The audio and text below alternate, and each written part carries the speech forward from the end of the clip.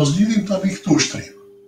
Zhdrimi I vetëm që pasqyron trekëndçin ABC në trekëndçin A1 B1 C1 është A. Simetri me qëndro, B. Simetri sipas boshtit OY, C. Zhvendosje paralele me vektor A1, A1, D. Simetri sipas drejzës X baras me 1. X baras me 1. Mirë, ja, kjo është figura, është një sistem koordinativ këndrejt X, O, Y, janë dhe dy trekëndça, trekëndçi ABC dhe trekëndçi A1 B1 C1.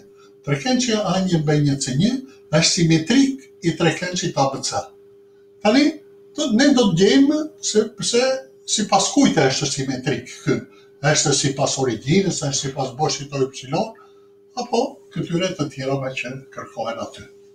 Tani, shënojmë njerë trekëndçi ABC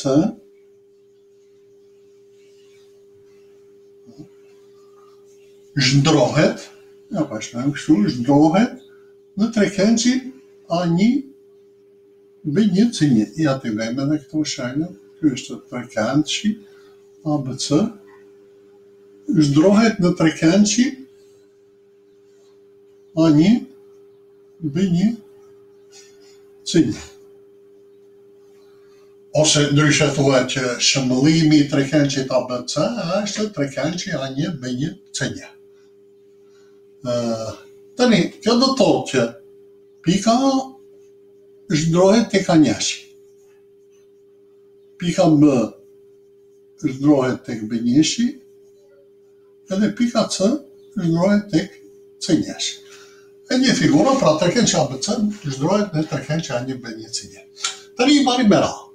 Nëse do të jetë simetri sipas simetri me qëndro, do të thotë që simetrika e pikës A do të jetë këtej, pra do të bashkohet A-ja me O-në dhe do të zgjatet AO-ja përtej, pra për të gjetur simetrikën e A-së, do të veprosh kështu, do të bashkohej A-ja me O-në,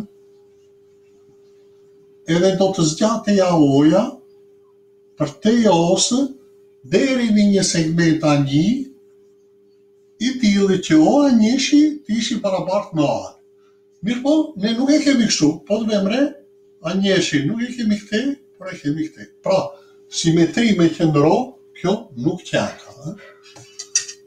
Kështu që alternativa e parë bie poshtë. Tani, kalojmë te kjo alternativa e dytë. Nuk e di sa jemi të qartë për këtë të parë. Ose ja ta sqarojmë edhe një herë.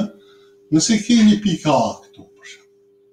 Ke edhe një pikë O, simetrike e pikës A në lidhje me pikën O, do të gjendet në këtë mënyrë. Bashkohet A-ja me O-në, dhe zgjatet AO-ja përtej O-së deri në një pikë A1, e tillë që O1-shi të jetë barabartë me A-n.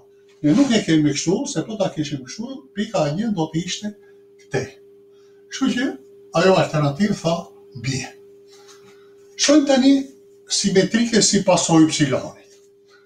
Simetrike të një pike sipas një drejze, për shembull, si gjendet simetrika. Ke një drejtës, ke edhe një pikë. A. Për të gjetur simetriken e kësaj pike në lidhje me këtë drejzën D, veprojmë në këtë mënyrë. Nga pika A I gjet një pingule mbi drejzën D. I gjet një pingule. Shënohet me kjo këmba e pingules, ose pika ku pingulja pret drejzën D, dhe zgjatet kjo AE-ja. Zgjatet AE-ja përtej pikës E deri në një segment, deri në një pikë A1, tillë që A1-shi të jetë barabartë me A-n. A1-shi të jetë barabartë me A-n. Nëse ndodh kështu, atëherë pika A1 është simetrike e pikës A në lidhje me drejzën D. Tani, shohim këtë ne, simetri sipas OY-it. Po të jetë simetri sipas OY-it, do të thotë kështu. që nga pika A do heqim një pingule mbi OY-in dhe do ta zgjatim, nëse këtë ta shnojmë me E, do ta zgjatim këtë. Pra do ta zgjatim këtë AE-në deri në një pikë A1. Po ta vëmë re,